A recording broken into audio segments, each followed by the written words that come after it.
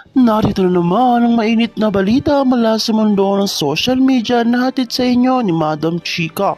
Isang bomba ang pumutok ngayong araw na ito sa larangan ng showbiz at politika. Matapos ang ilang linggong pag-iwas at misteryosong pananahimik, isang big revelation ang hinayag ni Mayor Magalong laban kay Tambaloslos. Napakabigat ng mga paratang ni binato ni Magalong kahit hindi ito pwedeng palampasin.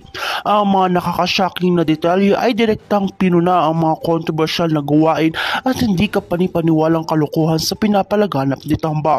Sa isang press conference kanina, sinabi ni Magalong na hindi niya kayang manahimik sa lahat ng pinagkakalat na kasinungalingan at hindi nararapat na paugali ni Tamba. Ano nga bang baho na nabisto ni Magalong? Nasa harap tayo ng press conference kanina kung saan ipinaliwanag ni Magalong ang lahat ng mga nakatagong kasinungalingan at mga hindi kanais na aks na aktibidad ni Tambaloslos. Ayon kay Mayor Magalong, hindi lang simpleng mga isyu ang hindi pinagkakaintindihan ng kanilang hidwaan, kundi mga seryosong paratang na may kinalaman sa personal at professional na buhay ni Tamba. Isa sa mga pinakamahalata na kontrobersya ang illegal na transaksyon na di umuloy pinangunahan ni Tamba sa mga nakaraang buwan. Ano-ano ang mga ebidensyang pinakita ni Magalong upang patunayan ng mga paratang laban kay Tamba.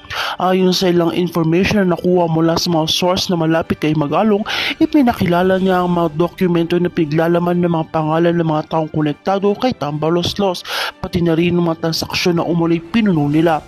Kasama rito ang mga malalaking halaga ng pera na hindi kanya ipaliwanag ni Tamba at mga credential na lumalabag sa mga ethical standards ng kanilang industriya. Napag-alaman din na may mga hindi may paliwanag na connections sa mga controversial na negosyo nila at tinutulungan ni Tamba. Tila isang malaking iskandalo ito na tiyak naghahatid ng mga malaking epekto sa kanyang pangalan sa karera. Ano naman ang naging reaksyon ni Tamba sa mga paratang na ito?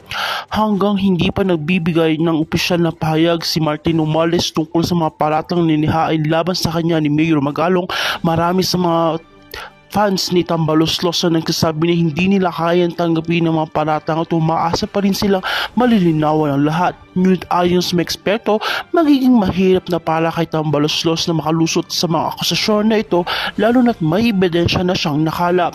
Tunay ngang malaking usapin ito na tiyak magiging sentro ng mga balita sa mga susunod na araw.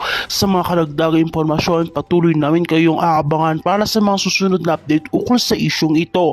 At sa mga susunod na oras, malalaman natin kung ano magiging hakbang ni Tamba at kung paano siya haharapin ng matinding pagsubok na ito sa kanyang karere sa politika. At kung bago ka pa lamang sa akin channel, ay huwag kalimutan mag-like, share, and subscribe para update ka sa aming mga bagong balita.